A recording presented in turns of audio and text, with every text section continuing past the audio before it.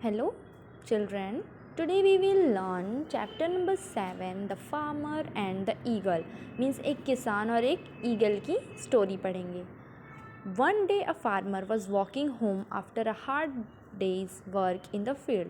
एक दिन एक किसान था जो बहुत मेहनत करके काम करके अपने घर वापस जा रहा था.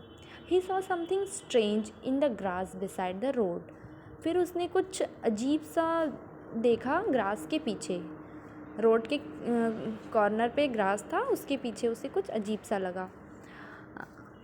When he came nearer, he saw that it was a huge eagle caught by its foot in a net. जब वो उस ग्रास के पास गया तो उसे क्या दिखा? एक बड़ा सा ईगल है जो नेट में फंस गया है, उसका पैर उस नेट में फंस गया है. The farmer picked up a stick to beat the eagle over the head to kill him. फिर फार्मर ने तुरंत एक स्टिक मीन्स डंडा उठाया उसके सर पे मारने के लिए कि वो मर जाए. But as he got nearer he saw how beautiful he was. पर वो जब और पास गया तो उसने देखा कि कितना सुंदर है. जो ईगल है वो बहुत ज़्यादा सुंदर है. His golden feather shone in the sun. जो उसके गोल्डन फैदर थे, चमकीले फैदर्स थे, वो चमक रहे थे सनलाइट की वजह से. This bird has done me know harm. उसने सोचा कि ये बर्ड मुझे कोई हार्म नहीं पहुंचाएगा. Why should I kill such a beautiful creature. उसने सोचा जब ये मुझे कुछ हार्म नहीं पहुंचाएगा, मुझे कोई नुकसान नहीं पहुंचाएगा, तो मैं क्यों इसे मारूं. So he quickly grabbed the net in his hand and lifted the eagle as high as he could so that its sharp claws could not scratch him. क्या बोला है? फिर वो तुरंत उस नेट को हाथ में पकड़ा और ईगल को ऊपर की तरह उठाया ताकि उसके नाखून उसे लग ना जाए.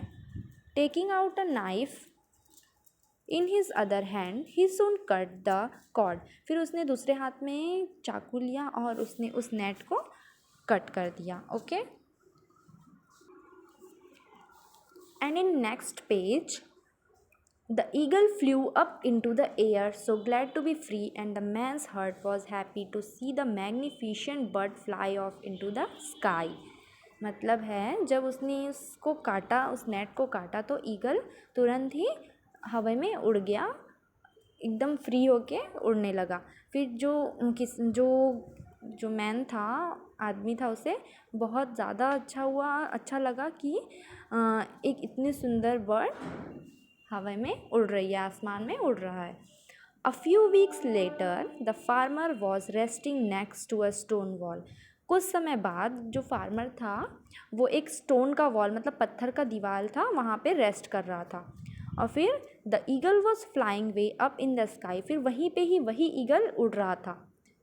ही notice that the stone in the wall were loose. फिर जो ईगल था वो नोटिस किया वो कि जो दीवार है उसमें से जो ईंटें हैं वो लूज़ हैं, मतलब कभी भी गिर सकते हैं. The eagle swooped down and snatch the turban off the man's head and dropped it again further down the road.